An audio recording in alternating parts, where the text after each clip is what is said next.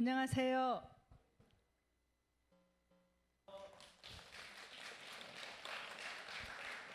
3분 정도의 간증입니다. 안녕하세요. 저는 오이스 권사입니다. 저는 남원에서 중학교까지 다니고 고등학교를 전주로 오면서부터 교회를 다니기 시작했습니다. 처음에는 일요일에 교회를 가는 이유가 단지 좋은 말씀 들으러 가지 하는 것이었습니다. 그래서 교회를 다녀도 아무것도 몰랐고 마음 한편에서는 부끄러운 마음도 있었습니다. 성경 말씀을 전혀 모르는 상태에서 찬양제도 하였고 어떤 뜻인지도 모르면서 만세만석 열리니 너 성결교회를 계속 주마다 하는데 그것을 불렀었습니다. 근데 그것이 무슨 뜻인지도 몰랐습니다. 그리고 그 다음에 어떤 찬송이 좋은지 찬송을 봐도 뭐가 뭔지 하나도 모르는 상태에서 다른 교회를 다녔었습니다.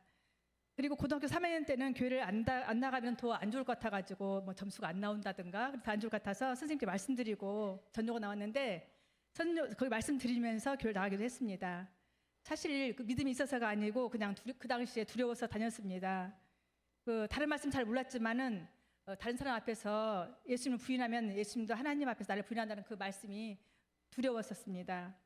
그리고 그 위에 이제 청년이 되어서 그래서 교회학교 반사를 하게 되는데 저 자신 성경을 전혀 모르니까 고민이 되었었습니다. 그러던 차에 이제 방학이 되니까 남원 집에 갔었는데 엄마 권유로 이제 이 복음 집회에 참석하게 되었었습니다. 복음 집회를 통해서 하나님이 어떤 분이신지를 알게 되었습니다. 하나님께서는 우리의 겉모습을 보시지 않고 마음의 중심을 보시면서 죽음 후에는 심판자이신 그분 앞에 선다는 것을 그때 알게 되었었습니다. 히브리서 9장 27절 한 번 죽는 것은 사람의 정하신 것이요 그 후에는 심판이 있으리니 이 말씀을 보면서 저는 모든 사람이 한 번은 다 죽지만 그 후에 심판이 있다는 사실을 저도 모르고 살아가고 있었고 많은 사람들이 그것을 모르고 있구나 간과하고 있구나 하는 생각을 말씀을 보게 되었습니다. 그리고 심판 앞에 나의 죄는 드러나고 저는 지옥 갈 수밖에 없는 인생을 깨달았습니다. 제가 법 있기 전부터 있었으나 법에 비추어 제가 죄로 드러남을 보게 되었었습니다. 십계명의 제1이 너는 나의 외에 다른 신을 내게 두지 말라인데 하나님의 다른 것으로 가득 차 있는 나의 모습 속에서 내가 바로 하나님 자리에 앉아 있다는 것을 발견했습니다. 저는 온통 세상신의 지배 아래에 있었고 마음속에는 여러 가지 죄로 가득 차 있었습니다. 마가복음 9장 48, 49절에 거기에는 구더기도 죽지 않고 불도 꺼지지 아니하느니라 사람마다 불로서 소금치담을 받으리라는 말씀과 누가복음 16장 24절 말씀 손가락 끝에 물을 찍어서 내 혀를 서늘하게 하소서 내가 이 불꽃 가운데서 고민하나이다 이런 말씀을 대하면서 지옥이 얼마나 무서운지를 실감하였습니다. 그로 인해서 하나님 앞에서 살려달라고 구할 수밖에 없었습니다. 복음 말씀을 들으면서 처음에는 마음이 믿어지지 않았으나 이 어느 날 히브리서 9장 12절 말씀 염소와 송아지 피로 아니하고 오직 자기 피로 영원한 속죄를 이루사 단번에 성소에 들어가셨느니라는 말씀이 마음에 들어오면서 기쁨으로 벅차서 하나님께 감사를 드렸던 기억이 있습니다. 이후에 이제 박정희 담임 목사님께서 주대심의 구원을 부르짖을 때 예수님을 구원자와 주님으로 영접하면은 완전한 순종을 해야 하는데 주님을 위해 죽을 수 있다는 생각을 하면서도 고문을 이기지 못할 것 같은 생각도 들자 이 부분에서 어려움을 느꼈습니다. 그러다가 나의 죄를 대신 갚아주시기 위해서 십자가에 죽으시고 부활하신 예수님의 사랑을 다시 바라보고 마가복음 13장 11절 말씀 사람들이 너희를 끌어다가 넘겨줄 때 무슨 말을 할까 미리 염려하지 말고 무엇인지 그때 말라 무엇인지 그때 너희에게 주시는 그 말을 말하는 이는 너희가 아니고 성령이시다는 말씀을 보았습니다. 이 말씀을 대하면서 나는 능력과 삶은 완전한 순종은 부족하게 느껴지지만은 혹시 고문을 당한다 하더라도 그분의 연약함까지 아시는 성령님께서 그분께 맡기는 마음이 생겼고 비로소 예수님을 나의 구원자 내 삶의 주님으로 영접하기로 결단하였습니다. 앞으로는 나의 생각과 판단을 내려놓고 나의 주인 되신 주님과 주님의 피로 사신 교회 공동체에 순종하며 헌신하며 나아가고자 합니다. 지금은 여장전 산목장의 목자로서 목장원을 섬기고 있는데 목장원들을 위해서 기도하고 목장원들의 마음의 귀를 기울이면서 함께 기도하며 나아가기를 원합니다. 특별히 주님을 사랑하고 진실히 섬기시는 목사님, 사모님, 목자들이 계시기에 제 위치에서 최선을 다하며 교제하며 한 분 한 분 성도를 세우는 일에 성령님이 역사하실 수 있도록 드려지는 삶을 기도합니다. 감사합니다.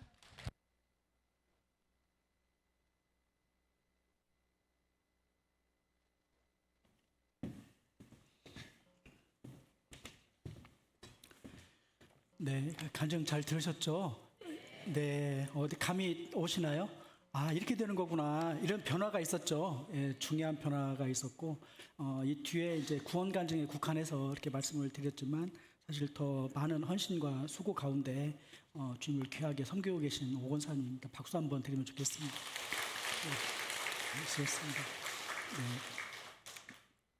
자, 이제 오늘은 이제 지금부터는 2부입니다. 2부. 앞 1강이 서론이었다면 이제 2강은 이제 본론으로 들어갔는데 역사의 증언을 듣다 이제 이런 내용이 되겠습니다. 첫 번째 2강엔 이제 2부는 세 가지를 세 번의 강의로 되어 있고요. 오늘 저녁까지 해서 2부를 할 겁니다. 오늘 이 시간에는 우주적 질서와 존재의 흔적입니다. 먼저 이제 많이 피곤하시죠? 잠깐 몸을 풀면 좋겠습니다. 몸을 오른쪽으로 이렇게 돌리셔가지고요. 오른쪽으로 돼서 오른쪽에 있는 분들, 오른손에 있는 분, 오른손에 있는 분을 등을 목을 이렇게 좀 이렇게 두들겨 주시죠. 목을 두들기고 좀 주무르고 좀 아플 정도로 이렇게 꽉꽉 해서 아파야 돼요. 아파야 풀려요. 아파야. 뭐 죽일 정도는 아니고 아플 정도로. 그래 등뼈를 좀 툭툭툭툭 저보다 등뼈를 쭉 타고 내려서 허리까지 경추를 한번 쭉. 감사합니다. 네. 그리고 옆구리 있죠. 옆구리도 한번 탁탁 이렇게 옆구리도 당당 한번 쳐주세요. 옆구리를 이제 반대편으로 왼쪽에 계신 분을 한번 이렇게 목이랑 왼쪽에 계신 분들 목이랑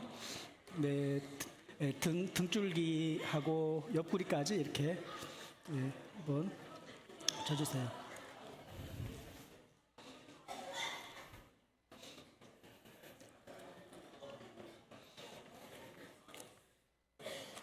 네, 감사합니다. 네네. 아이고. 이게 좀 아파야 풀려요. 아파야. 아이고, 이럴 때 왼수 감는 분들도 계시고 이제 그런 것들. 네. 이제 빨리빨리 진행을 좀 이제 하겠습니다. 네. 여러분 개구리 임금님이라는 우화가 있어요. 개구리 임금님 아시는 분은 아실 거예요. 이게 이제 그리스 신화와 관련된 이야기인데요. 이제 평화롭지만 지루한 이제 연못에 이제 개구리들이 이제 막 모여 살았어요. 그러다가 개구리들이 불평을 탁 터뜨린 거예요. 야, 우리 개구리도 다른 짐승들처럼 왕이 있으면 좋겠다. 이런 게 왕이 있으면 좋겠다. 그래서 신한테 기도를 합니다. 우리에게 왕을 주세요. 기도를 해요. 그랬더니 신이 그래? 하면서 궁 하나 던져줬는데 뭐냐면 통나무를 하나 탁 던져준 거예요. 통나무가 탁 떨어졌는데 왕이라고 해서 준 것이 통나무예요. 근데 통나무는 말을 해야 안 해요? 말을 안 해요. 대꾸를 안 해. 그러니까는 폭포고잖아요. 답답하고 자리만 차지하지 얘가 별거 하는 일이 없네. 그러니까는 이거 아닙니다. 이런 무능하고 소통 불가능한 임금님 말고 진짜 우리를 휘어잡을 수 있는 카리스마 넘치는 임금님을 원합니다. 그랬더니 그 신이 학을 딱 보내요. 학, 그죠? 학을 딱 보내요. 근데 학이 와서 어떻게 한지 아세요? 어떻게 했어요? 학이 와서 개구리를 잡아먹는 거예요. 그럼 어떻게 해요? 이제 그때는 우리를 살려주세요. 왕을 데려가세요. 막 이렇게 할 거잖아요. 그죠? 이게 이제 그리스 신화에서 나오는 그리스의 당시 민주주의를 싫다고 하고 왕권제를 바꾸려고 그랬어요. 아테네가. 그때 이제 나왔던 우화예요. 그런데 이게 이제 요즘 시대의 통나무는 뭘까요? 요즘 시대의 통나무는 여러 가지로 볼 수 있죠. 이거 해석을 다양하게 할 수 있어요. 또 제가 드리는 말씀이 이게 꼭 정답이다 할 수도 없는 거예요. 다만 저는 이걸 어떻게 생각했냐면은 통나무는 인본주의라고 한번 생각을 해봤어요. 그렇게 생각을 해본 거예요. 그러면은 학은 뭐냐? 학은 종교 집단들 있죠. 종교 집단들이 학일 수도 있다. 이제 이런 생각을 해봐요. 요즘에 교회를 가보면 막 엄청나게 큰 돈 들여서 막 멋있는 건물 딱 짓고 이렇게 하잖아요. 그죠? 그 다 돈 어디서 나와요? 지금 하나님의 교회나 신천지나 이런 이단들 교회 있죠. 그분들 그분이라고 해요. 그 사람이라고 해야 돼요. 이제 거기들 교회는 엄청나게 진 거예요. 그죠? 예. 그때 코로나 때 청년들이 일부러 코로나에 걸려가지고 나온 보상금을 교회에다 내가지고, 그래서 그분들은 맞으면 큰 교회를 사서 막 이렇게 하잖아요. 그죠? 근데 우리는 모금 좀 하려면 힘들잖아요. 일반인들은. 그죠? 이게 이제 이게 제가 한 구석이 있고, 또 하나는 이란이나 이런 데 보세요. 이란 같은데 맨 위에 종교 지도자가 있어요. 그러면 당시에 이제 그 아랍에 있는 사람들이 이제 말하면 미군과의 전쟁을 하면서 폭탄 테러도 하고 하잖아요. 그래서 아랍 그 알라시를 믿는 사람은 이 폭탄 테러로 해서 희생을 하면은 천국 간다. 뭐 이런 얘기들을 한단 말이에요. 그리고 사실상 이 종교가 정치와 많이 연결돼 있어요. 우리 힌두교만 이 카스트 제도라고 해서 힌두교만 정치적으로 이용하는 것이 아니고 예전에 북유럽 신화에서 있는 그 오딘 신 있죠. 이 오딘 신도 뭐냐면은요, 전쟁하다 죽으면 거기를 간다는 거예요. 좋은 곳으로 간다는 거예요. 그러니까 많은 종교들이 이러면 이 종교를 위해서 희생하고 고통을 받으면 좋은 곳으로 간다. 근데 이런 것들이 한 발자국 떨어져서 보면은 그런 것이 가스라이팅이다는 거죠. 가스라이팅 뭔지 알죠? 막 부추겨가지고 그 사람을 이용해 먹는 거예요. 예, 부추겨서. 근데 이제 그런 것들이 어떤 학 같은 것으로 볼 수가 있겠죠. 그래서 그런 교회는 부자인데 성도는 가난한. 예, 그렇죠. 예, 교회는 부자예요. 근데 성도들이 가난해요. 예, 근데 교회는 어떻게 해야 돼요? 예, 여러분 어떤 교회를 원해요? 예, 예, 성도는 성장하고 교회는 행복하고. 그러면 좋겠죠. 예, 예. 교회가 성장하고 성도가 행복하고 이것도 말 돼요. 그런데 순서가 성도가 성장해서 교회가 행복하고 한 그런 교회가 되면 더 좋겠죠. 예, 그죠. 왜 그러냐면 교회가 성장하는 게 행복이다 그러면 그것이 가스라이팅 될 수도 있는 거잖아요. 그죠. 그러니까 성도가 실제 삶에서 성장해야 되고 삶의 문제가 풀려 나오면서 이 교회가 서로 행복하면 그러면 소문이 나서 저 교회 가면 우리 다 잘 되더라. 영육 간에 잘 되더라. 그렇다고 해서 번영신학을 얘기하는 건 아니고요. 요즘에 이제 하나님을 믿거나 이제 어떤 무엇인가를 믿으면은 어떤 식으로 될 수 있냐면요. 종교 자판기처럼 요구하면 들어주는 신, 그걸 많이 요구할 수가 있어요. 요구하면 들어준다. 그러니까 자판기가 돈을 넣는데 안 나오면 어떻게 해요? 네, 발로 차요. 발로 차잖아요. 예. 예. 교회 와서 기도했는데 응답이 안 돼. 그럼 어떻게 해요? 예, 불평불만. 이러한 이제 불평불만.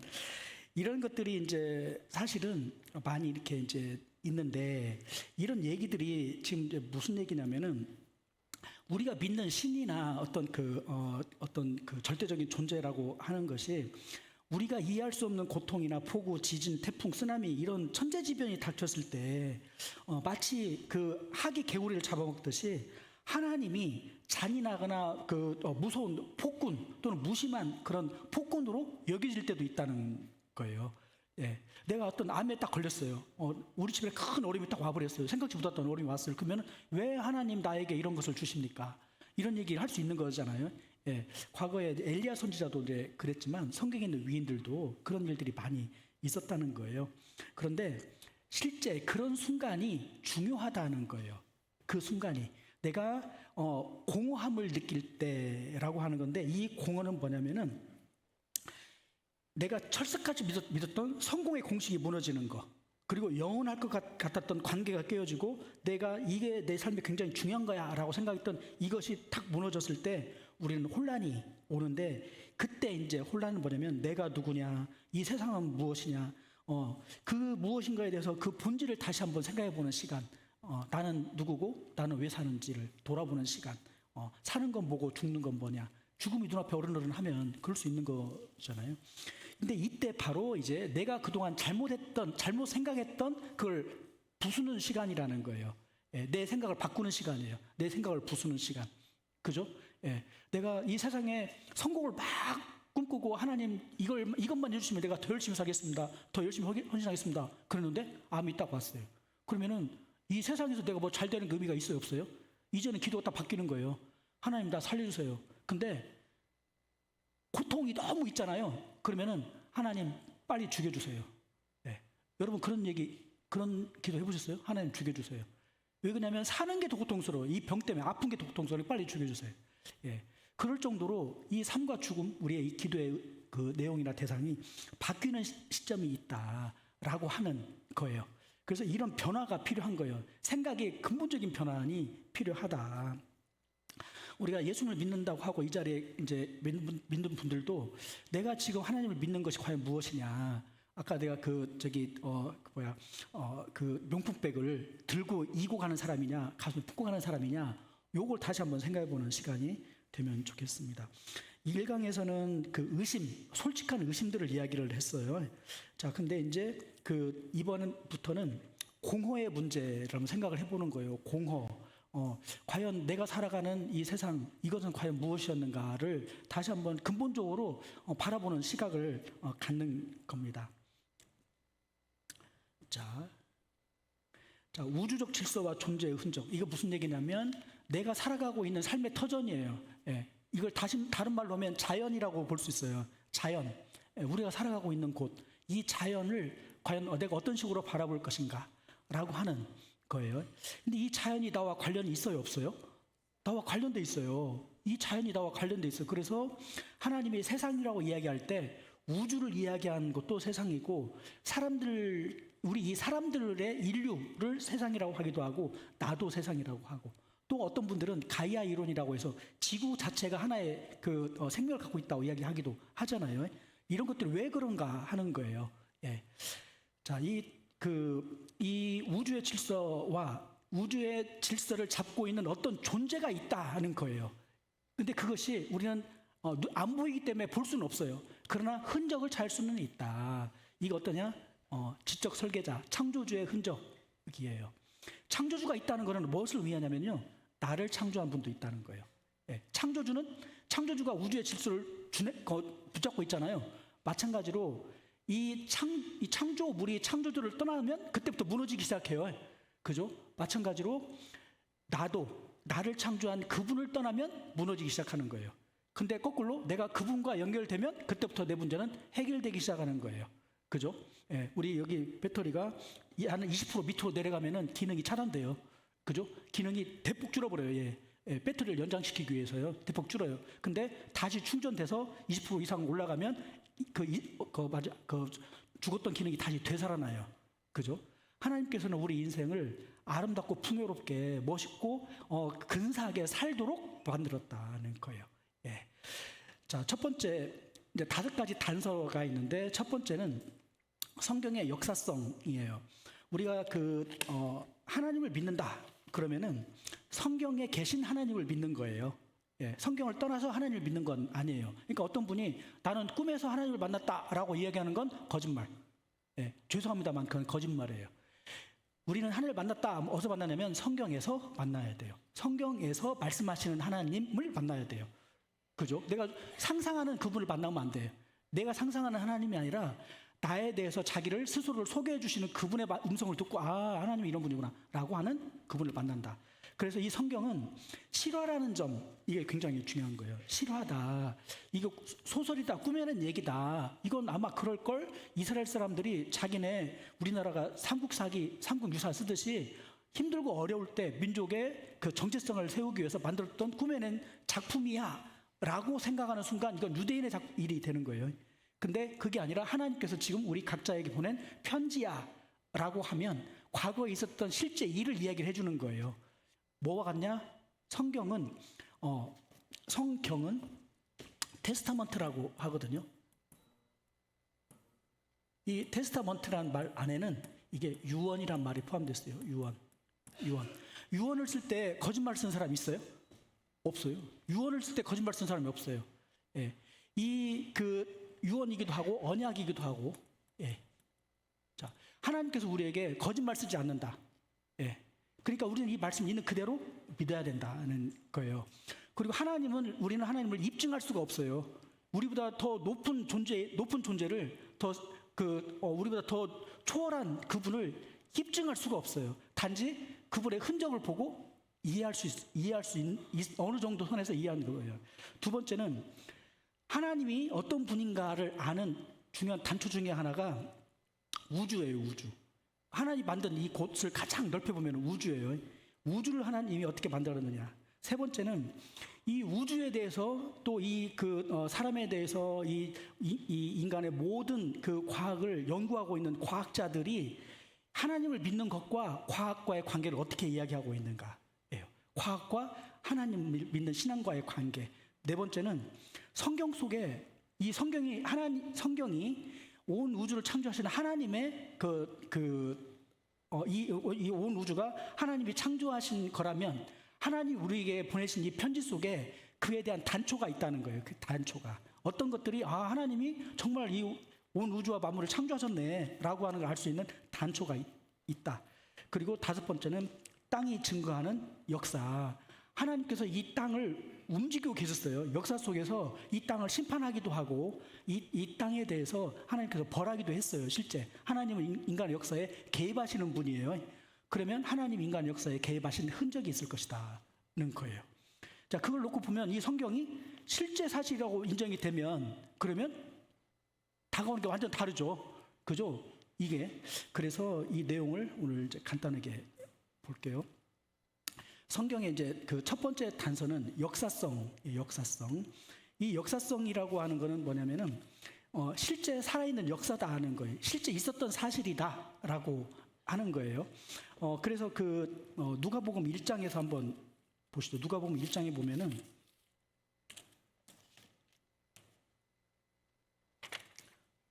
누가복음 1장 1절 보세요. 1절.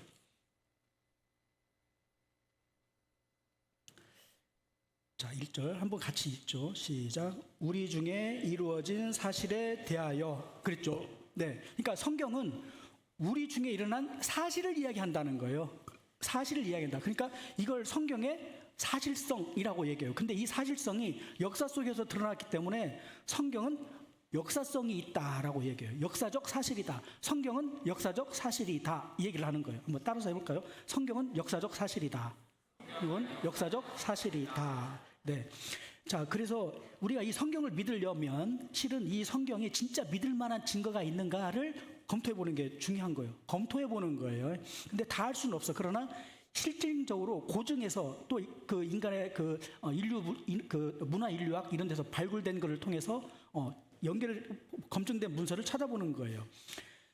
이 존 베가드 목사님은 무슨 얘기를 하냐면은 성경의 권위는 어디에 있느냐면은 이 역사적 사실에 있다라고 하는 데서 성경적 권위가 있다는 거예요. 성경의 권위는 스스로 이 안에 있는 역사적 사실이 실제였다는 거예요. 그것에서 이 성경의 권위가 있다. 이 역사적 사실이라고 하면은 뭐가 있어야 하냐면요. 시간, 장소, 인물, 사건. 이게 있어야 돼요. 그래야 역사가 되는 거예요.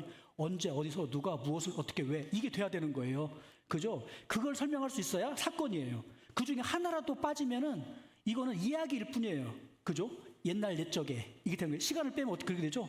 시간을 빼면 언제, 옛날 옛적에 라는 시간이 딱 되는 순간 사실성이 사라져버리는 거예요. 우리 언론 보도 같은 걸 보세요. 그러면 이번에 트럼프 계약했잖아요. 그러면 협상을 언제, 어디서, 누가, 어떻게, 왜. 이게 딱 나오잖아요. 그걸 사실이라고 하는 거예요. 그래서 이제 여러 가지가 있지만 그 중에 이제 최근에 밝혀진 몇 가지를 보면은 우리 역사를 배우면 히타이트가 있어요. 히타이트족이라고 하는 게 히타이트 제국이 있는데 이 히타이트 제국은 누구와 관련되어 있냐면요. 믿음의 조상 아브라함과 관련이 돼 있어요. 아브라함이 이스라엘 민족의 조상이기도 하고 믿음의 조상이기도 하는 거거든요. 성경에서 제일 중요한 사람이에요. 근데 이 아브라함이라는 사람이 진짜 있었던 사람이냐라고 하는 거예요. 근데 이 아브라함이 성경에 보면은 해족속하고 거래를 해요. 어떤 거래를 하냐면 아브라함이 자기 부인 사라의 그 묘지를 히타이트 족속에게 구매를 했다는 거예요. 근데 예전에는 이 히타이트 해족속을 발굴을 못했었어요. 예, 없었어요. 그러니까는 이거 아브라함이 해족속이랑 거래했다는 거는 이건 꾸며낸 얘기 아니냐 이렇게 생각을 했다는 거예요. 근데 이것이 밝혀졌다는 거예요. 예. 그래서 그 해족속의 수도가 하투스라는 것인데 이게 유네스코에 올라가 있어요. 그래서 그 히타이트 제국의 유물이 이제 나타났어요. 그래서 이 성경에 나타난 이 히타이트 제국, 이 아브라함과 관련된 그 제국이 실제로 있었다라고 하는 것이 확인이 됐다는 거예요. 두 번째는 이 창세기 시대에 보면은 뭐가 있냐면은 아브라함이 그 자기 아내 사라가 불임이에요. 그러니까 이걸 어떻게 하냐면은 자기 그 사라의 그 여종으로부터 그 여종을 취해서 아기를 가져요. 예, 우리나라도 옛날에 보면은 대리모 이런 거 있었잖아요. 그러듯이 여기도 이게 있었다는 거예요. 근데 성경에 나오는 것이 실제 과거의 역사적 고증에서도 이게 있었느냐가 이게 밝혀졌어요. 이게 이제 누지토판 또는 밑에는 마리토판이라고 하는 건데 여기에 나오는 이것들이 뭐냐면은 자식이 없으면은 종을 양자로 드릴 수가 있었어요. 종을. 이게 누구냐면은 원래 엘리에서를 아들로 하려고 그랬어요. 원래 아브라함이 종인 엘리에서의 종인데 종을 아들로 드리려고 했어요. 두 번째는 그 엘리에서를 하나님께서 창세기 15장에 엘리에서는 네 후계가 아니야. 네 씨로 난 자라야 될 거야. 이렇게 얘기를 하니까 그러면 어떻게 하냐? 자기 아내가 안 되니까 아내의 종 하갈을 데려다가 아브라함이 같이 해서 아기를 갖는 거예요. 그게 이스마엘이에요. 이스마엘. 이것들 그리고 또 나중에 드라비면 뭐냐면 라헬이라고 이삭의 그 야곱의 두 번째 부인 이 라헬인데 이 라헬이 자기 삼촌 라반의 집에서 나올 때 그 우상을 하나 갖고 나와요. 예. 근데 그것을 드라빔이라고 하는 우상이 있었는데 그 얘기들이 이 누지토판 마리토판에서 그런 얘기들이 나왔다는 거예요. 그러니까 성경에 있는 얘기들이 실제 있었던 사실이다라고 하는 거예요. 그래서 요즘에 나오는 얘기들 중에 하나는 뭐냐면은 아브라함이 자기 아내 사라를 두 번을 한 번은 이집트 왕에게 뺏길 뻔하고 또 한 번은 또 한 번 두 번을 뺏기려고 그래요. 근데 두 번째 보면은 나이가 많은데 사라가 나이가 많은데 자기 사라를 뺏기는 거예요. 그죠? 그런 게 있죠. 나중에 보면 이삭도 그래요. 이삭도 이 예전에는 아브라함이 비겁하다 이거 자기 살려고 부인을 팔아먹은 거 아니야? 이런 거 있었어요. 지금은 바뀌었어요. 지금은 어떻게 하냐면요. 그 당시에는 어떤 마을로 들어오려고 하면은 그 마을에게 내야 할 것이 있어요. 세금을 내야 돼. 그 세금 중에 하나가 뭐냐면은 그 족장과 관련된 사람을 부인으로 줘야 돼요. 예, 그 부인을. 그러니까 아브라함은 자기 동생이 됐든 자기 부인이 됐든 그 사람을 내고 들어가야 돼요. 내고 들어가야 돼.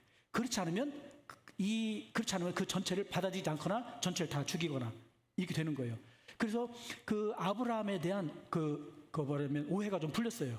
아브라함과 이삭에 대한 오해가 풀렸어요. 부인을 팔아먹은 놈 이렇게 했다가 그 당시에는 그게 일반화된 문화였다라는 걸 알게 된 거예요. 이런 것들을 통해서 좀 신기하죠. 예. 자, 세 번째는 열왕기와 역대기. 이 열왕기와 역대기는 뭐냐면 열왕기는 이스라엘의 왕들을 쭉 써놓은 거예요. 그러니까 북이스라엘의 왕들, 북이스라엘의 왕들이 200년, 그 남유다 왕들이 300년을 쭉 살았어요. 근데 이 왕들의 역대기가 수명씩의 왕이 있었어요. 수명씩의 왕이 있었는데 그때 있었던 일들이 성경에 기록된 일이 진짜였냐가 밝혀졌는데 뭐냐면 비문에 써놨어요. 이렇게 비문에. 예, 비문. 우리나라도 광기토대왕비 있죠. 광기토대왕비에서 광기토대왕이 어디까지 점령을 했다더라 이런 얘기가 나오잖아요. 예, 그 광기토대왕비는 거짓말을 할 수가 없어요. 왜 그러냐면은 광기토대왕의 힘이 미치는 곳에다가 세워놨기 때문에 그죠? 예, 그래서 거기에 나왔던 것 중에 하나가 뭐냐면 이스라엘 왕이 아시리아 왕에게 조공을 바쳤어요. 근데 결국 아시리아 왕이 이스라엘을 점령해서 싹 이스라엘을 없애버렸어요. 네. 그래서 이제 아수르 왕 살만에셀 3세 때 이제 이런 조공을 했다 이런 기록이 있었다 하는 거고 아수르 왕 사네립 이건 뭐냐면 아수르가 북이스라엘 멸망시키고 그 다음에는 남유다를 공격을 했어요. 예, 함께 공격하려고. 그런데 유다 왕 히스기야를 공격을 했는데 히스기야가 하나님 앞에 기도를 해요. 예, 기도를 해서 그때 히스기야가 하나님께서 예루살렘을 지켜주겠다라고 하나님이 약속을 합니다. 그러고 나서 아수르 왕이 물러가요. 예. 그러고 나서 아수르는 남유다를 점령하지 못했고 그 이후에 100년이 지나서 바벨론이란 나라가 와서 아수르를 멸망시키고 그때 다시 와서 남유다를 멸망시켜요. 예루살렘을 멸망시켜요. 100년 뒤에. 예. 그 일이 있었는데 그거에 대해서 이 기록, 그 성경에 있는 기록이 사실이었다는 것을 비문들이 입증을 했다라고 하는 거예요. 자, 네 번째는 다니엘서의 벨사살 왕이 다니엘이라고 하는 사람이 실존 인물이냐 이거에 대해서 논란이 좀 있었어요. 그런데 이 다니엘이 섬긴 왕이 이 벨사살이라고 하는 사람이 이게 상당히 어려웠어요. 이 다니엘서에서의 벨사살이 실제 역사하고 맞지를 않는 것 같다 이런 논란이 있었던 거예요. 그랬는데 여기에 이제 이 토판에서 밝혀진 게 뭐냐면은 벨사살이 바빌론의 공동 통치자였다는 것이 밝혀진 거예요. 공동 통치자였다. 그러니까 처음에는 이 벨사살이라는 이름이 역사 속에는 없다 보니까 다니엘이 꾸며낸 얘기 아니냐라고 생각했던 것이 나중에 밝혀졌어요. 자, 그래서 이 성경에 있는 얘기들은 역사적 사실성 위에 기록되어 있다. 그러면 아직 확인이 안 된 거 있죠? 아직 확인 안 된 건 뭐예요? 아직 역사적으로 고증이 덜 된 것 뿐이에요. 확인이 되면 그건 사실로 입증이 되더라라고 하는 거예요. 그래서 우리가 성경을 읽을 때 이건 역사적으로 사실이구나. 이렇게 그러니까 삼국 유사처럼 읽는 게 아니라 삼국 사기처럼 읽어야 돼요. 삼국 유사는 진짜예요, 가짜예요? 삼국 유사는 이야기예요, 신화. 꾸며낸 이야기에 가까워요. 소설, 전래 동화와 같은 거예요. 예, 단군 이런 것들은. 근데 삼국 사기는 실제 역사를 기록했잖아요. 그러니까 성경은 삼국 유사처럼 신화를 쓴 책이 아니라 실제 역사를 기록한 책이다는 거예요. 자, 두 번째 단서는 뭐냐면 이 우주의 질서와 디자인을 보면서 우주를 연구하면 할수록 창조주가 있다는 걸 알게 되더라는 거예요. 예, 우주를 연구하면 할수록 이게 이제 21세기의 현대 과학에서 이 우주를 연구를 계속 하고 있는데 연구하면 할수록 뭐가 되냐면은 미세 조정되어 있다는 걸 알게 됐다. 파인 튜닝. 사람이 살 수 있도록 지구가 만들어져 있다는 거예요. 근데 이것은 누가 이걸 주장했냐면은 스티븐 호킹 아시죠? 스티븐 호킹 같은 최고의 물리학자들이 인정을 하는 거예요. 이 온 우주는 아주 정교하게 만들어져 있다. 그 중에 이제 우리 어려운 얘기인데 우주상수라는 게 있어요. 이 우주상수는 뭐냐면 그 오차값이 10의 120제곱분의 1인데 실제로 통계적으로 이 우주에서 10의 30승분의 1은 이건 없다는 거예요. 가능성이 없대요. 이거는 분모가 크면은 제로에 수렴하잖아요. 얘가 그죠? 0에 수렴한단 말이에요. 그러니까 이 10의 30승이 되잖아요. 그러면 얘는 제로라는 거예요. 제로. 가능성이 빵이에요. 빵. 있을 수가 없는 거예요. 이 말이 뭔 말이냐? 10의 동그라미가 30개가 있다는 거예요. 이게. 이게. 근데 이 정도 되면 제로 돼. 근데 우주 상수는 어떻게 됐냐면요. 10의 120승분의 1이라는 거예요. 동글뱅이가 120개가 있대요. 120개. 이게. 그러니까 근데 요렇게 조정이 돼 있대요. 미세 조정. 이게 우주상수가 우주상수. 이 부분에 하나만 달라도 우주에 사람이 살 수 없어요. 우주에 사람이 살 수 없다. 그래서 이걸 어떻게 이제 쉽게 표현을 하냐면은 여기 이제 이 펜을 이렇게 세우기가 쉬워요, 어려워요? 이거 이렇게 어렵죠. 근데 요 펜을 세우는데 10억 년 동안 야가 서 있는 거예요, 이렇게 자기 혼자. 그 정도 확률이래요, 얘를. 펜을 거꾸로 세워서 120억 년 있을 정도의 확률이다, 이렇게 표현을 하는 거예요. 근데 이것만 큰 게 아니라 이 우주 안에는 그 힘이 4개가 있어요. 중력, 전자기력, 또는 핵력, 4가지가 있는데 이 4가지가 완전히 정확하게 맞아 돌아간다는 거예요. 정확하게. 근데 이 부분이 조금만 틀어져도 우주에 생명이 살 수 없다. 그래서 요즘 나오는 얘기는 뭐냐면요, 다중우주론이에요. 다중우주론. 옛날에는 우주가 너무 크니까 우주에 지구 말고도 많은 생명체가 있을 것이다, 이렇게 생각을 했어요. 근데 연구하면 할수록 어떻게 되냐면은 지구에 사람이 살 수 있도록 조정이 돼 있다는 거예요. 여기에 미세 조정이 돼 있대요. 미세 조정. 조금만 달라져도 사람이 못 살아요. 사람이. 우주는 존재할 수 있는데 사람이 못 살아요. 그러니까 어떻게 되냐면은 이 우주가 엄청나게 많다는 거예요. 근데 우주가 몇 개나 많냐? 어느 정도가 많냐? 다중우주가 몇 개나 된다고 생각할 것 같아요? 우주가 몇 개냐면요. 우리 은하계가 있죠. 우리 은하계가 이 은하계가 2천억 개에서 4천억 개래요. 예. 예. 여러분 2천억 원을 동전으로 세려면 어떻게 될 것 같아요? 10원짜리 동전으로 2천억을 세면 셀 수 있어요, 없어요? 못 세요. 예. 예. 못 세. 평생 죽을 때까지 해라도 못 세요, 요거. 근데 그러면 밤하늘에 보이는 별들 있죠. 밤하늘에 보이는 별들은 이런 지구, 태양 이런 것들이 아니고요. 대부분은 다 은하계예요, 은하계.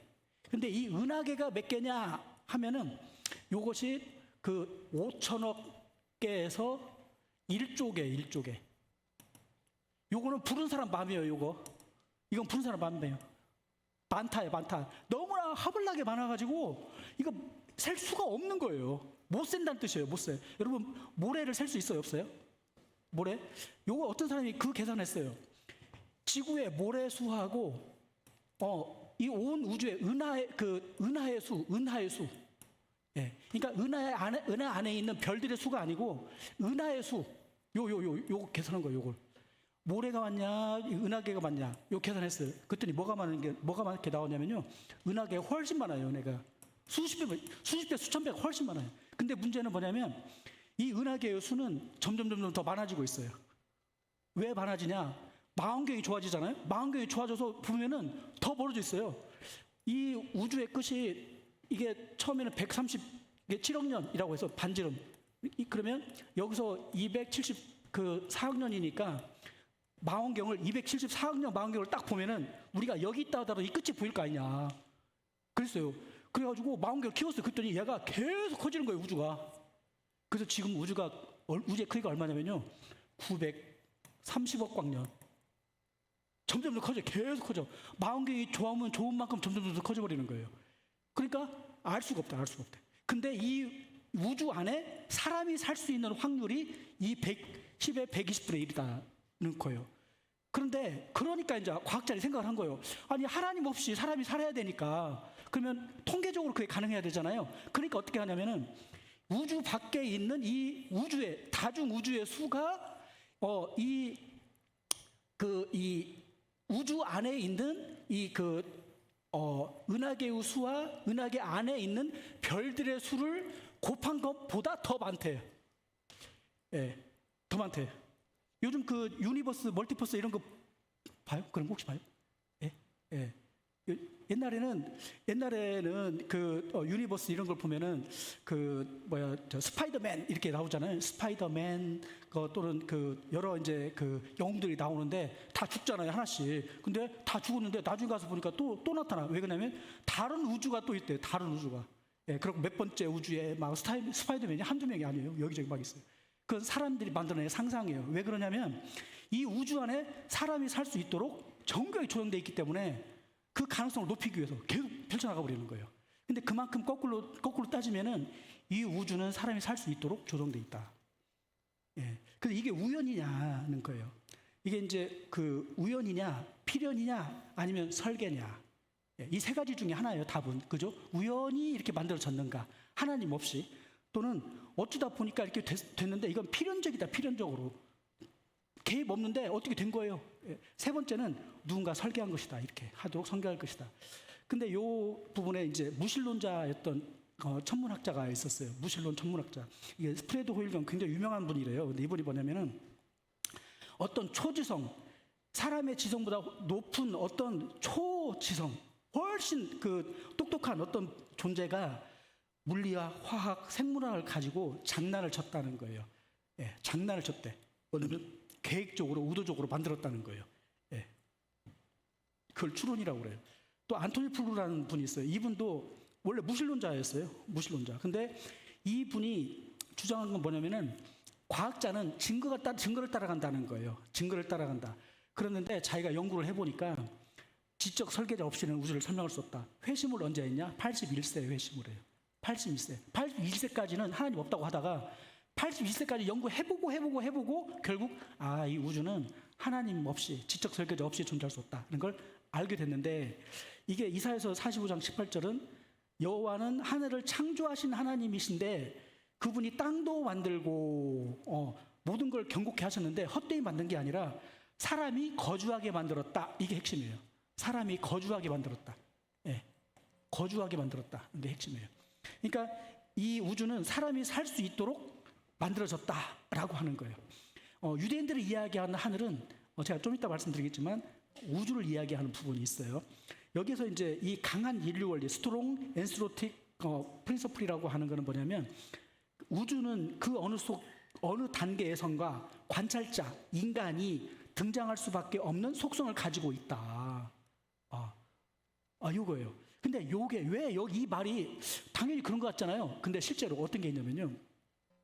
양자 물리학이라는 게 있어요. 양자 물리학이라는데 이 양자는 뭐냐면 이게 얼마나 웃긴 거냐면 관찰자가 없을 때는 그 물이 여러분 물을 보세요. 물이 액체 그죠? 액체는 물을 막 흔들면 어떻게 돼요? 얘가 막 흔들리죠. 이렇게 그죠? 물이 흔들리죠. 파동이 나잖아요. 이걸 뭐라고 하면 파동이라고 해요. 파동. 예. 근데 관찰자가 없을 때는 근데 누군가가 딱 쳐다보잖아요. 딱 쳐다봐요. 그러면은 그 관찰을 하는 순간 이 물이 아니라 얼음처럼 알갱이가 돼요. 알갱이가 돼요. 예. 보냐 안 보냐로 이게 바뀌어요. 이 희한하죠. 그러니까 이 우주를 관찰하기 전의 우주와 관찰했을 때 우주가 다르다는 거예요. 예, 요거 되게 어려운 얘기인데 이해되시죠? 예. 그래서 뭐냐면은 이 지구를, 이 우주를 어떤 사람들이 뭐라고 이야기하냐? 이 우주는 홀로그램이다라고 해요. 홀로그램. 컴퓨터 같다요. 컴퓨터는 자연적으로 만들 수 있어요? 아니면 누군가 계획적으로 설계하고 만들어야 돼요? 그죠? 계획적으로 설계하고 만들어야 되잖아요. 이 우주가 누군가 계획적으로 설계하고 만들지 않았으면 우주는 이렇게 존재할 수 없다는 거예요. 예. 이제 자세한 얘기는 이제 나중에. Professor Anthony Flew of England and Reading University is the world's foremost academic atheist over the last 50 years and the author of more than 30 books. Flew's main theses were that the universe is eternal, it has always existed and always will, that life is a random process, the result or accidental product of chemical interactions. And third, the existence of God is a self-contradiction, and evil is not compatible with the existence of God. But now it is the advancement of science itself that has changed the mind of Flew and some scientists. At a recent summit at New York University, Flew changed his position and now believes in God as the creator of the universe. It is all a matter of the enormous complexity by which the results are achieved, which look to me like the work of intelligence. From the fossil records showing the sudden appearance of a fully developed life to the emergence of visual consciousness across the animal kingdom to the basic need for reproduction that makes the best case for Flew. What I think that the DNA를 보면서 이분이 결정적으로 하나님을 믿게 됐답니다. unbelievable complexity of the arrangements which lead to produce this being, that intelligence must have been involved in getting these extraordinarily diverse elements to work together, which look to me like the work of intelligence. 네. 과학과 신앙과의 관계인데 과학자들과 신학을 하는 신앙인들과의 관계예요. 역사 속의 과학자들이 다 천주교 신부들이 많았어요. 케플러가 신부였어요. 신부. 아이작 뉴턴은 신부는 아니었는데 이분이 기독교인이었어요. 이분은 정말 거듭난 사람이었어요. 로버트 보일 이분도, 그다음에 제임스 클러크 베켈 이런 위대한 사람들은 다 어떻게 했냐면은 하나님을 배제한 하나님을 배제한 과학을 한 것이 아니라 과학이 오히려 하나님의 솜씨를 나타내는 방법이었다는 거예요. 요즘에 이제 프란시스 콜린스 아까 앤드류 플리와 비슷하게 DNA를 보면서 이건 하나님 아니면 안 된다. 앨리스 베크레스는 이분은 굉장히 유명한 신학자예요. 근데 이분이 원래는 과학자였어요. 과학자에서 과학으로는 더 더 이상 하나님을 설명할 수 없는 부분이 있구나. 그러니까 즉 과학으로 더 이상 설명할 수 없는 부분은 신학으로 설명할 수밖에 없다라고 해서 신학으로 전향을 했어요. 이 세상을 더 알기 위해서. 그다음에 제임스 투어, 노란드 피카드 뭐 이런 분들도 과학자인데 신학 공부를 하고 신학을 하면 오히려 과학의 지경이 더 넓어지더라는 거예요. 자, 네 번째 단서, 성경 속 과학적 사실, 시대를 초월한 지혜인데 이 성경이 하나님이 창조하신 분이 이 성경을 썼다면 이 성경 안에 창조의 흔적이 들어있다는 거예요. 이것이 이제 그 둘째 하늘, 그 첫째 하늘, 이제 그다음에 바다와 지구의 내부의 모습이에요. 이게 이제 우리가 많이 알려져 있는 얘기이긴 한데 이 내용은 이렇게 됩니다. 지구가 이렇게 있어요. 그러면 지구가 이렇게 기울어 있어요. 그러면 이 지구의 일정 부분은 땅이고 바다예요. 바다. 그리고 여기는 그 낮이고 여기가 낮이고 밤이에요. 밤. 그러면은 낮에 보이는 하늘이 있어요. 낮에 보이는 하늘.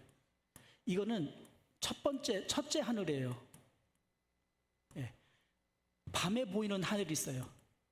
밤에 보이는 하늘은 둘째 하늘이에요. 이 북쪽으로 쭉 올라가면 뭐가 있어요? 여기 북두칠성이 있어요. 이 북두칠성 옆에는 목동자리라고 하는 별이 있어요. 목동자리라고 하는. 근데 여기에서 이제 어떤 일이 있냐? 원래 이 땅은 사람은 바다에 살아요? 땅에 살아요? 땅에 살아요. 그러면 땅에 사람이 살려면 여기서 뭐가 나와야 돼요? 사람이 먹을 수 있는 물건이 나와야 돼요. 음식. 요걸 식물이라고 해요. 먹을 수 있는 것들, 식물. 그러면 이 식물이 자라려면 어떻게 해야 돼요? 뭐가 와야 돼요? 비가 와야 돼요. 비. 그죠? 그러니까 사람이 이 땅에서 먹고 살 수 있게 하기 위해서 비가 와요. 그런데 이 비가 어떻게 오는 것이냐라고 하는 것을 어떻게 얘기하냐면은 이 비는 땅에서 바다에서 물이 올라가서 내려오는 거다는 거예요. 근데 여러분 농사를 질 때 수돗물로 농사를 짓는 게 나아요? 빗물로 농사를 짓는 게 나아요? 빗물로 져요. 왜 빗물로 짓냐? 여기에 질소가 있어요. 질소. 수돗물에는 질소가 없어요. 수돗물에는. 그래서 수돗물로 농사를 지으면 안 되고 빗물로 농사를 지어야 잘 돼요. 그죠? 빗물로 지어야 돼. 왜 질소가 빗물에 있냐? 청둥, 번개, 벼락이죠, 벼락. 이것이 하늘에서 우르릉 쾅쾅 할 때 그때 질소가 생겨요. 그때. 그래서 그 질소가 이 우주에, 낮에 이게 순환이 되면서 이때 수증기가 여기에 섞여서 내려오는 거예요. 그러니까 그 빗물의 흐름, 요거는 사람이 살 수 있도록 해주는 거예요. 음식이 잘 되게 하려고. 두 번째, 바다 있어요.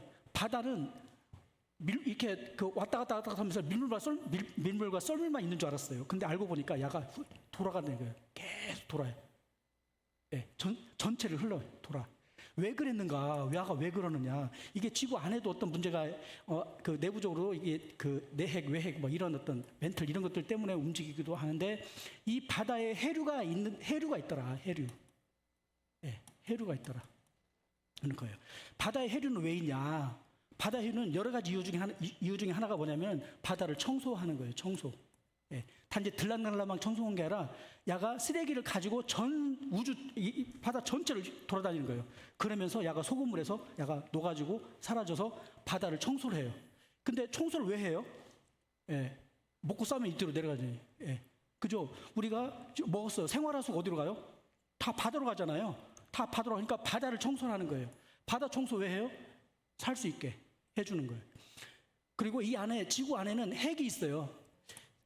이 행성, 사람 사는 행성은 세 가지 종류가 있어요. 암석형이 있고 가스형이 있어요. 그리고 얼음형이 있어요. 얼어 있어요. 얼어 있는 거예요. 얘는 얼어 있다는 얘기가 물이 얼었다는 얘기가 아니라 온도가 너무 차가우니까 딱 굳어 있다는 취지고, 가스형 행성은 목성 같은 거예요. 목성. 거기는 돌이 없어요. 예. 근데 여기서는 생명이 살 수 없어요. 여기도 생명이 안 돼요. 예. 암석형 행성에서만 사람이 살 수 있어요. 암석형 행성은 왜 필요하냐면 이 안에 돌이 있어야 돼요. 근데 이 돌이 고체로 돼 있으면 안 되고 액체 상태의 돌이 있어야 돼요. 예. 예. 액체 상태의 암석. 그러면 요것이 뭐냐면 지구장이 있어요. 요게 지구장이 있으면서 태양풍으로부터 오는 이걸 막아줘야 돼요. 안 좋은 위에 방사선을 막아줘야 돼. 그래서 이 암석형 행성에서만 생명체가 존재한다는 거예요. 근데 여기까지는 다 알게 됐어요. 근데 그 북두칠성 끝에 보면은 목동자리 공동이라는 게 있어요. 목동자리 공동. 이거는 공식화된 얘기예요. 예. 텅 비어 있는 공간이 있어요. 텅 비어 있어요. 근데 우주가 어떻게 생겼냐? 빅뱅이라고 해서 폭발이 됐다고 했단 말이에요. 폭발을 해요. 그럼 폭발을 딱 하면, 그죠? 여기에 이제 여기서 수류탄이 폭발을 해요. 폭탄이 폭발을 해. 그러면 이 빈 공간이 있으면 돼요, 안 돼요? 예, 이게 있으면 안 되잖아요. 폭발할 때 이렇게 갈 수는 없는 거잖아요. 파편이 폭발해서 그 파편이 이렇게 돌아가지는 않잖아요. 다 가야 돼. 근데 우주는 빅뱅이라고 폭발이라고 했는데 알고 보니까 빈 구멍이 이렇게 있는 거예요. 빈 구멍이. 예. 그러면 이게 이 폭발이란 말이 맞아요, 틀려요? 이야기할 수 없잖아요. 그죠? 왜 이런 일이 있느냐 하면, 이런 일들을 보면서 사람이 겸손하라고, 교만하지 말라고, 네가 아는 것이 전부라고 얘기하지 말라고 하나님이 알려준 거 아닌가. 그래서 여기 북두칠성 자리에 그 북쪽에 허공에 펴시며 땅을 아무 곳에 없는 곳에 매다시며 땅에 매달았다는 거예요. 예, 북쪽에 허공을 폈다. 예. 예. 소리가 우주에는 얼마나 많은 별들이 존재하고 있을까요? 이처럼 밤하늘을 별로 가득 채우는 우주는 별들로 꽉꽉 차 있을 것 같지만 우주에는 굉장히 특별한 공간이 존재합니다. 바로 텅텅 비어있는 공허한 공간이 있다는 거죠. 목동자리 공동 혹은 대공허라고 불리는 매우 적은 천체가 존재하는 공간이 바로 그 중 하나입니다. 밤하늘을 올려다보면 수없이 많은 별들이 균일하게 퍼져 있죠. 하지만 이 목동자리 공동이라고 불리는 지역은 일반적인 지역과는 크게 다르게 천체가 매우 적습니다. 이 공간은 지름만 해도 3억 3천만 광년에 이르는데요. 이는 곧 관측 가능한 우주 공간 지름의 0.27%를 차지하는 엄청난 크기이죠. 이 공허한 지역에 대해서 천문학자 그렉 올더림은 이런 얘기를 했습니다. 만약 우리 은하가 목동자리 공동 중심에 위치해 있었다면 1960년대까지 다른 은하들이 있다는 사실을 알지 못했을 겁니다. 이런 공허한 우주 공간은 어떻게 형성되는 것일까요? 하지만 이 목동자리 동공은 단순히 은하들의 중력으로 인해 생기기에는 불가능한 사실이 있었습니다. 바로 우주의 시작부터 단순히 은하들의 중력만으로는 이만한 크기의 공허한 지역이 만들어질 수 없었기 때문이죠. 앞서 말한 것처럼 약 60여 개의 은하들이 이곳에서 발견되었는데 단 60여 개의 은하들로 네, 이제 물의 순환 여기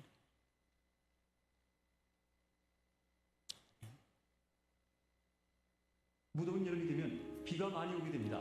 근데 물이 어떻게 하늘에 생기는 걸까요? 지구의 바다, 강, 나무, 사람의 숨에서도 수증기가 끊임없이 올라가게 됩니다. 이걸 바로 기화라고 합니다. 보이지 않는 물방울인 것입니다. 이 수증기는 하늘 위로 올라갈수록 기온이 떨어지죠. 고도 1000m를 올라갈 때마다 약 6.5도씩 추워진 수증기는 작은 물방울로 변하게 되죠. 이걸 응결이라고 합니다. 이렇게 생긴 수많은 물방울이 모여 구름이 만들어지는 겁니다. 근데 구름이라고 바로 비가 되지는 않습니다. 작은 물방울들은 너무 가벼워서 떨어지지 못해 서로 부딪히고 합쳐지고 커지면서 무게가 0.1을 넘으면 중력에 의해 떨어지기 시작하는 거죠. 그게 바로 비. 하늘에서 비가 내리는 건 지구의 물이 하늘로 올라갔다가 다시 우리 곁으로 돌아오는 순환입니다. 오늘 내리는 이 한 방울, 지구를 세 바퀴 돌고 왔을지도 모르죠. 네, 이 내용이 성경 말씀에 그가 물방울을 가늘게 하시며 빗방울이 증발하여 안개가 되게 하시도다. 그것이 구름에서 내려 많은 사람에게 쏟아지느니라 라고 하는 물의 순환을 정확하게 설명하고 있다. 자, 해류는 이거는 좀 특이한 건데요. 원래는 발견하고 나서 보니까 성경에 있더라 이렇게 아는 건데, 이 해류는 거꾸로 했어요. 성경을 보고 실제를 찾아낸 거예요. 이거 누가 그랬냐면은 매튜 몰리라고 하는 분인데 19세기 해양학의 아버지예요. 이분은 패스 오브 더 시스라고 하는 오션트 커런트라고 하는 바다의 흐름, 물이 있더라는 거예요. 그래서 공중의 새와 바다의 물고기와 바다 길이 있다. 그러니까 이 바다 길을 따라서 뭐가 움직이냐면 배가 움직이는 거예요. 예, 하늘에 공기도 길이 있어요. 공기의 길을 따라서 비행기도 움직이는 거거든요. 예. 태양은 지구의 에너지원이고 바다는 에너지 저장고입니다. 바닷물의 흐름인 해류는 이 에너지를 지구 곳곳으로 운반하는 역할을 하며 지구 기후와 기상현상을 지배한답니다. 벤자민 프랭클린은 미국에서 유럽으로 항해할 때는 걸프 스트림을 따라 북쪽으로 항해하고, 반대로 유럽에서 미국으로 항해할 때는 조금 둘러가더라도 걸프 스트림을 피해 남쪽으로 가면 더 빠르게 미국에 도착할 수 있다는 것이 플랭클린의 의견이었어요. 이후 본격적인 해류에 대한 연구는 1872년 12월 21일부터 1876년 5월 24일까지 챌린저 호에 의해 실시되었습니다. 영국 왕미 학술원과 영국 해군의 재정 지원을 받아 1872년 영국 포츠머스 항을 출발한 챌린저호는 3년 6개월 동안 세계 일주를 하면서 해양학의 신기원을 열게 되었답니다. 네, 여기.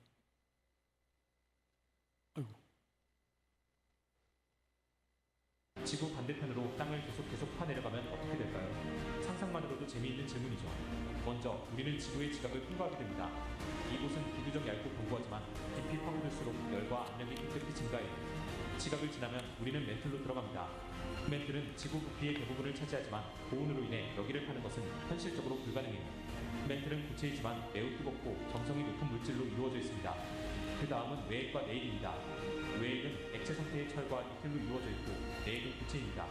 여기가 지구의 중심부로 온도가 수천 도에 이르는 매우 극한의 환경이죠. 만약 땅을 계속 파서 지구 반대편으로 도달한다면 중력 때문에 지구 중심에서는 어떤 방향으로도 떨어지지는 힘은 없을 거예요. 지구를 관통하는 땅굴은 과학적으로 흥미로운 상상이지만 실제로 이런 여행은 엄청난 열과 압력 때문에 불가능합니다. 하지만 상상의 여행은 언제나 재미있죠.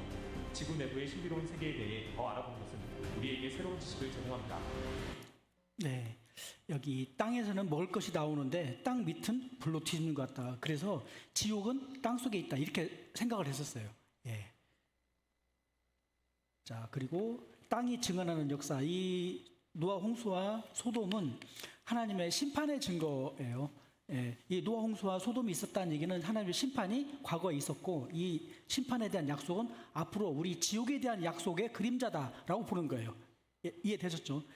자, 노아 홍수 얘기는 많이 아실 거예요. 이렇게 40일간 비가 하늘에서 쏟아져 가지고 전 세계 모든 산이 다 높아졌다라고 하는데, 이 그랜드 캐년 협곡 아래 보면은 높이가 2km에 2,000m. 그러니까 많은 지구학자들이 어떻게 생각하냐면 이거는 수없이 오래된 수십억 년 동안의 지층이 쌓여서 된 것이다라고 주장을 했어요. 근데 그것이 이 세인트 헬렌산의 폭발을 보니까 이게 얼마 안 돼서, 몇 달 안 돼서 생긴 거라는 거예요.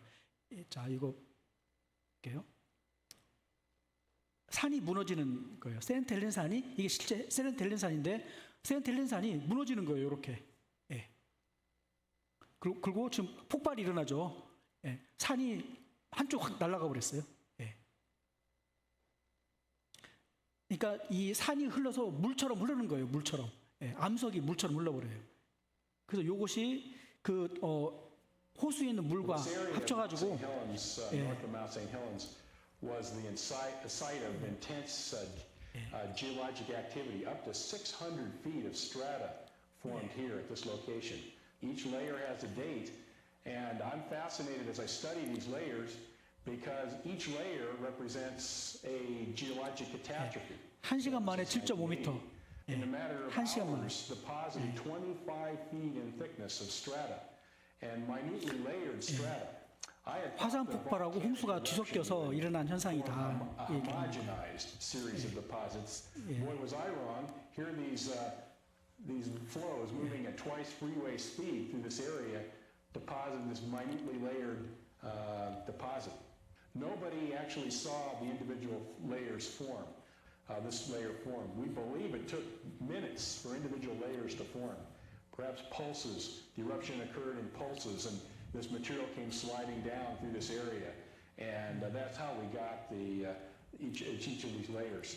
I had thought that a catastrophe would homogenize things, and I had thought that layers form slowly and gradually, like between wet years and dry years, or between summer and winter, and the boundary between two adjacent strata would represent long periods of inactivity, perhaps hundreds of years of nothing going on. Boy, was I wrong. Look at this, 25. 네,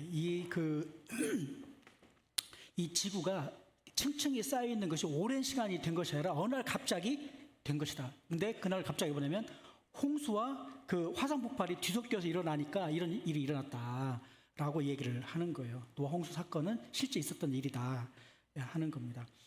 그러다 보면은 여기서 이런 일이 있죠. 그러면 이 지구에 이걸 뭐라고 하냐? 이게 쭉 이 퇴적이 돼가지고 쌓인 돌, 그걸 뭐라고 그래요? 예? 퇴적암이라고, 퇴적암. 그죠? 그러면은 지구에 있는 지구 전체의 지층 중에 퇴적암이 몇 %나 될 것 같아요? 75%. 75%. 75%. 이 바다가 몇 %예요? 바다가? 바다가 30이잖아요. 근데 이 지표상에 있는 그 땅의 75%가 다 퇴적암이에요, 퇴적암. 이 퇴적암이라는 얘기는 이 지표상에 있는 이 땅이 75%는 다 흘러다녔다는 거예요, 다. 화산 폭발로. 자, 그래서 노아 홍수. 다시. 성경에는 분명히 국지적인 홍수가 아니라 전 세계적인 홍수라고 그렇게 기록이 되어 있습니다. 근데 놀랍게도 전 세계에 기록되어 있는 홍수에 관한 전설들을 보면 300가지가 넘는 홍수 이야기가 있습니다. 그러면 놀라운 사실은 뭔지 아십니까? 이 이야기들의 구조가 되게 유사하다는 거예요. 신의 경고, 그 다음에 의인 한 사람 부르고 방주를 만들라고 그 동물을 구조하고 대홍수가 나고, 그런 공통된 요소가 노아 홍수 이야기가 사실이 아니라고 주장하는 것을 더 믿기가 힘들어요. 결론적으로 수메르 신화를 베낀 것이 아니라 오히려 이러한 대홍수가 원래 있었고 이런 이야기들이 전승되어져 가다 보니까 그래서 다양한 형태들의 신화를 만들어냈다고 보는데, 그래서 본래 하나님께서 이 이야기의 진실이 무엇인지를 모세를 통해서 남겨주신 것이 창세기에 나오는 노아 홍수 이야기다. 두 번째는 전 세계 여러 지역에 발견됩니다. 뭐가 발견되냐면은 이 고지대에 화석 같은 해양 생물과 관련된 것들이 발견돼요. 대표적으로 예를 들어서 히말라야 고지가 8,000m인데 여기 암모나이트가 발견이 돼요. 여기뿐만 아니라 이제 말타이 산맥이라든지 우라 산맥 일대에서도 이런 바다 생물 화석들이 이 높은 고지대에 발견이 됩니다. 그러면 이게 큰 홍수 사건이 있었다라는 것이죠. 그리고 세 번째로는 노아가 방주를 짓는데 하나님께서 530 규빗으로 지으라고 합니다. 이게 135m, 22m, 113m 정도 되는데 현대 선박 구조학적으로 매우 안정적인 선박이라는 점입니다. 그리고 네 번째로 마지막으로 중동 고고학 유적에서도 홍수층이 많이 발견이 됩니다. 네. 소돔과 고모라는 바로 소돔과 고모라의 유적지는 지금도 재로 덮여 있습니다. 그리고 비같이 내려서 박힌 유황 덩어리들이 있습니다. 소돔과 고모라는 지금의 이스라엘과 요르단의 사해 지역입니다. 많은 사람들이 소돔과 고모라 사건을 신화나 지어낸 이야기로 생각하였습니다. 그러나 고고학의 발달로 실제로 존재했다는 증거들이 발굴되고 드러나기 시작했습니다. 1924년 고고학자 윌리엄 올브라이트는 사해 남동쪽에서 바베드 흐드흐라 유적지를 발견하게 되었습니다. 1965년부터 1967년 사이에 고고학자 폴 랩은 엄청난 유골단지와 귀금속 부장품 단지 등을 발굴하였습니다. 도시는 화재로 파괴되어 있었습니다. 약 50만 구 정도의 시체들이 있는 것으로 추산되었습니다. 1973년 발터 라스트와 토마스 샤우브 팀은 주거 흔적지 누메이라 도시를 발굴하게 되는데 유적지 전체가 심각한 화재의 흔적이 있고 재로 뒤덮여 있었습니다. 모든 방은 도시를 휩쓸었던 끔찍한 대학살의 재와 불탄 잔해로 가득 차 있었고 시커멓게 탄 시체 위에는 진흙벽돌 잔해와 낙석들이 있었습니다. 1989년 론 와이어트는 사해 지역에서 재로 덮여있는 유적지를 발굴하여 영상으로 촬영합니다. 모든 지역들이 재로 덮여 있습니다. 유황 덩어리가 비같이 내려서 땅속에 박혀있는 흔적들이 있습니다. 유황 덩어리에 불을 붙여보면 바로 불이 붙어서 타는 것을 볼 수 있습니다. 이 유황볼은 98% 순도의 유황인데 지구상의 어느 지역에서도 이러한 유황은 존재하지 않습니다. 유황을 많이 함유하고 있는 화산 지역일지라도 보통 순수 유황 성분은 40% 정도입니다. 그러나 소돔 고모라에 떨어진 유황 덩어리는 98%의 순도를 나타내고 있습니다. 순수 유황 덩어리가 하늘에서 떨어졌다는 증거입니다. 론 와이어트가 촬영한 지역은 사해의 왼쪽 두 곳입니다. 사해 지역 즉 시틴 골짜기에는 5개의 도시가 있었는데 4개의 도시가 멸망을 당하고 1개의 도시 수알은 롯이 피난을 갔기 때문에 심판하지 않았습니다. 많은 사람들이 수알은 아마도 현재 사피 유적지라고 추정합니다. 그리고 그 뒤쪽의 산에는 지금도 롯의 동굴이라고 부르는 동굴이 존재합니다. 만약 사피가 수알이라면 롯이 살고 있었던 소돔 땅은 사피에서 10km 이내일 것입니다. 성경에 동이 트기 전부터 출발하여 수알에 도착하니 해가 떴다고 기록되어 있기 때문에 2시간 정도 이내의 거리였을 것으로 추정됩니다. 그렇다면 론 와이어트가 촬영한 장소가 소돔이 될 수도 있습니다. 그리고 반대편 누메이라가 고모라일 것입니다. 그리고 위쪽의 박 에드흐드흐라와 반대편의 땅이 또 다른 도시 아드마와 스보임이 될 수 있을 것입니다. 이 사해 지역은 하나님께서 불과 유황으로 멸망시키기 전에는 역청이 많이 매장되어 있던 시틴 골짜기였습니다. 그러나 시간이 지나 모세 시대에는 소금 호수인 여매로 변해 있었습니다. 엄청난 불과 유황이 쏟아 부어져서 기존의 골짜기에 가득 매장되었던 역청에도 불이 붙어 다 탔을 것입니다. 그래서 거대한 구덩이가 되었고 오늘날 사해가 되었을 것입니다. 신명기에서는 저주가 임하면 소돔과 고모라 4개의 도시와 같이 유황이 되며 소금이 된다고 말합니다. 네, 좀 길었습니다. 네, 오늘 코칭 질문은 13페이지입니다. 13페이지. 네, 13페이지. 오늘 강의에서는 역사, 우주, 과학 등 다양한 단서들을 통해 하나님의 존재에 대한 증거를 제시했습니다. 이 단서들 중 당신의 지적인 의심이나 가장 큰 질문에 가장 의미 있게 다가온 부분은 무엇이었나요? 그리고 그 이유는 무엇인가요? 또 2번 강의 서론에서 공허우 순간에 진짜 하나님을 만나는 기회가 있다고 했습니다. 만약 오늘 들은 내용처럼 창조주 하나님이 실제로 존재하시고 나라는 존재를 위해 이 우주를 사랑으로 설계하셨다면 당신이 현재 느끼는 삶의 공허함이나 인생의 목적에 대한 고민은 어떻게 달라질 수 있을까요? 네, 그죠? 네, 결론을 말씀을 드릴게요. 창조주의 사랑 앞에서 삶의 의미를 찾는다는 건데요. 오늘 우주와 과학, 역사를 넘어서 하나님이 살아계신가 하는 것에 대한 이제 단서들을 보았는데요. 이 단서들은 한 가지 말씀을 이야기를 하는 겁니다. 요한복음 3장 16절의 첫 단어 하나님이 세상을 이처럼 사랑하사라고 했을 때 하나님이 살아계시지 않으면 사랑은 무슨 의미가 있어요? 그죠? 예, 하나님이 살아계신다는 의미이고 이 하나님이 나를 위해서 우리 각자를 여러분을 위해서 이 모든 걸 만들었다라고 하는 거고 또 하나는 하나님이 여러분과 저도 만들었다라고 하는 거예요. 예, 그죠? 이 생각을 바꿔야 돼요. 예, 이것이 나의 진짜 주인이 누군가를 발견하는 시간이고 그게 바로 공허의 시간이다는 거예요. 그래서 하나님은 살아계시고 하나님이 만드신 세상 속에서 지금도 우리에게 말씀하고 계시는 겁니다. 우리 삶의 가장 근본적인 해답의 시작이 바로 하나님이라고 하는 부분에서 하는 거고 하나님께서 이 모든 걸 아름답게 창조하신 이 세상이 하나님의 걸작품이라면은 우리 모두가 하나님의 걸작품이다라고 하는 거예요. 그래서 이제 우리가 하나님을 인격적으로 만나고 그분이 준비한 최고의 삶을 발견하는 그런 여정을 앞으로 계속 갔으면 좋겠습니다. 찬양 78장 같이 들으면 좋겠습니다. 찬양팀 같이 해주십시오.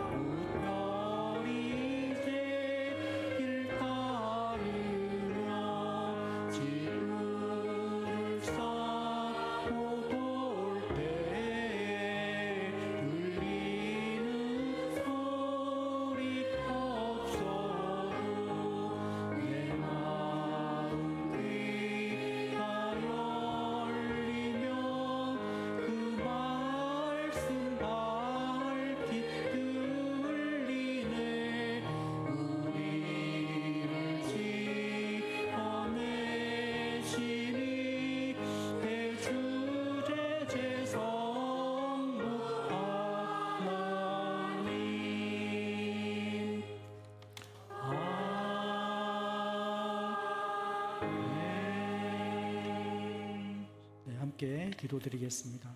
위대하신 창조주 아버지 하나님, 오늘 말씀을 통해 광대하신 우주 속에 당신의 지혜와 능력을, 그리고 인류의 역사 속에 당신의 신실하심을 보게 하시니 감사합니다. 하나님께서 이 우주를 우리를 살게 하기 위하여 지으시고 하나님의 걸작품으로 지으셨음을 보면서 하나님께서 저 또한 걸작품으로 아름답게 지으셨음을 보았습니다. 아버지 하나님, 저희 안에 하나님의 놀라운 섭리와 사랑을 보게 하여 주시고 또 하나님 앞에서 저의 교만과 불신을 용서하여 주옵소서. 저희가 지금 모든 의심과 질문을 가지고 주님께 나아갑니다. 저를 위해 독생자 예수 그리스도를 십자가에 내어 주신 그 놀라운 사랑을 믿음으로 받게 하여 주옵소서. 이제 저의 삶의 주인이 되어 멸망이 아닌 영생의 길로 저희를 인도하여 주옵소서. 마지막 강의까지 주님께서 인도하여 주셨기를 바라오며 살아계신 우리 주 예수 그리스도 이름으로 기도드립니다. 아멘.